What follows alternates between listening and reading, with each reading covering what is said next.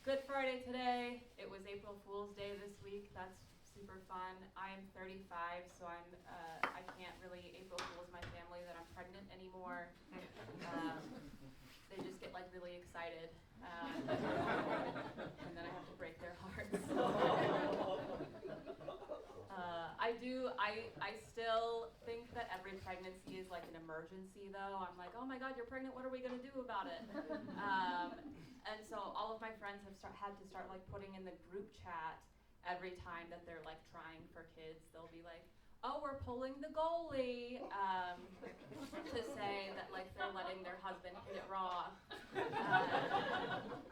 As if they didn't let so many dudes in college come back and like hit it raw. They would do it all the time. Just do the pray and spray after. But I got a hysterectomy a couple of years ago, and so I texted the group chat and I was like, I pulled the goal.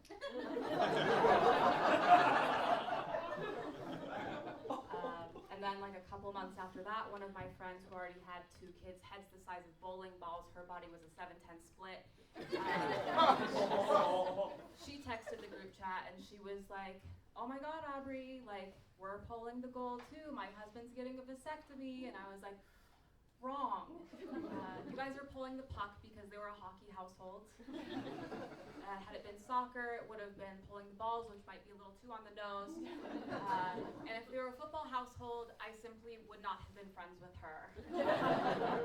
No offense to football fans, I just had an ex who had 7 fantasy football teams, and now I don't care how much Taylor Swift or murder you interject into football, I don't want to hear about it. I did get a little bit afraid that the hysterectomy was going to make me pro-life all of a sudden, because it didn't affect me anymore, right? I was like, not my problem. Until my friend called me at 7 a.m. on a Saturday, and she was like, Aubrey, I'm pregnant, and there's 3 possible baby daddies. And I was like, holy shit, we need to get this figured out. I do not want to be part of the plot of Mamma Mia. I don't want to sing ABBA, okay? She actually just wanted to figure out who she was going to charge for the plan B. Plot twist, she charged all 3. She's the Wolf of Wall Street now. The hysterectomy was a little bit fun for a few reasons. Mostly, I just got a lot of attention because of it. I don't know if you can tell with me standing on this stage with this mic in my hand, but I do love attention. I do a lot of things for attention. I ran a half marathon this past summer for attention. Yeah, we're still talking about it. It's almost a year later. I did hurt my hip in the process. And I just decided that I was going to treat that like a straight man treats women's health care, and just not think about it or worry about it until it started to affect my sex life.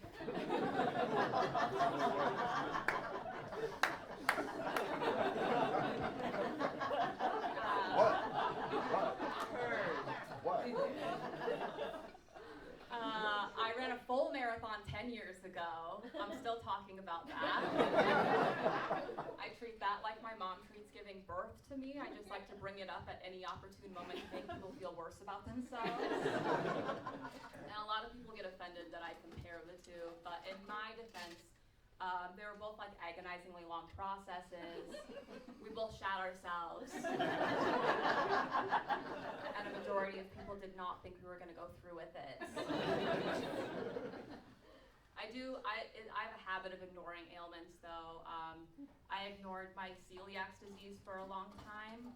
I just kept on going to my doctor and being like, hot girls have tummy problems. Until she sat me down one day and she was like, listen, Aubrey, you are a 6 at best.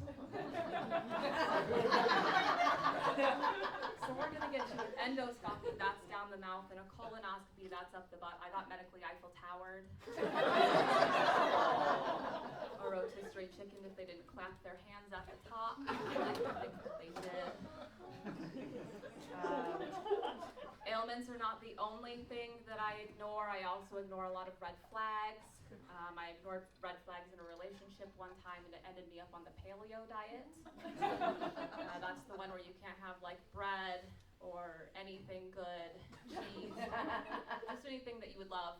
So I was just eating like a lot of cauliflower all the time, and I thought that my boyfriend was doing it too until I came home one time and opened a closet door and just saw so many Domino's pizza boxes.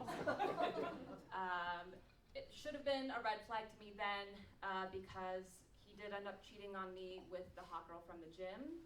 But that felt about the same because I would have gladly eaten the contents of either of those boxes. Now feels like a good time to tell you that I am half gay on my father's side.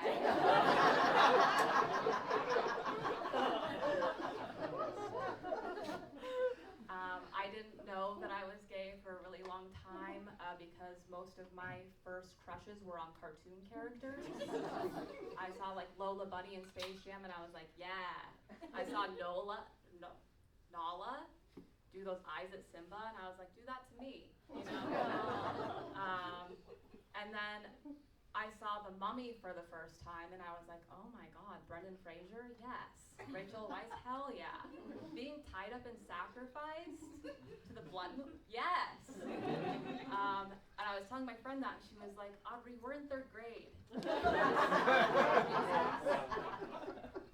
was like, yeah, you just untie me first, I guess. But I'm dating a man now. That sounds like a lot, saying a man. That sounds like he like chops wood and brings home the bacon. I'm dating a guy now. He's working on beating Elden Ring on the PS5 because he already beat it on the computer. And he does not bring home anything we DoorDash. But dating in your 30s is really hard. You have to like compromise a ton. Like he really wanted to date like a 20-year-old who's super flexible. And he's dating me, who is morally flexible, but not 20. I wanted to date, though, a masked lesbian, and instead I am just dating like a skater boy twink, which feels about the same.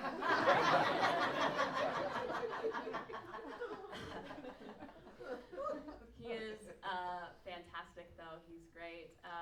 He's from Butte, Montana. Woo! Yeah, I've dated 4 guys from Butte, Montana. I don't know what is wrong with me. Yeah. Nothing. Yeah, I've done a lot of thinking into this because I was like, you're dating a lot of these people. Is it something in the water? And then I realized I just really like to date Irish Catholics because I love the guilt pre-installed. I also just love a guy with father issues. That's a priest joke.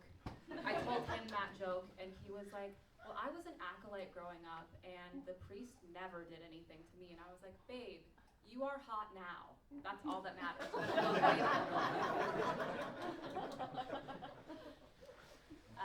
He does, he's young for me. I'm couging a little bit. That feels nice. I typically date like older guys. My motto was date smarter, not harder, and that they all had like master's degrees or higher, and had to take a little blue pill to get hard. But he's young, and the reason I did this was because when I was dating guys my own age, they would all send a lot of dick pics. It would be like noon. I'd be texting a guy. He'd be like, hey, how's it going? And I'd be like, oh my God, so sweet. My day is going great. How's yours? And he'd be like,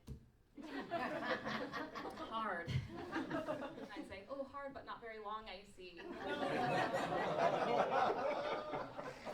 But I grew up in Missoula, Montana. A river runs through it, right?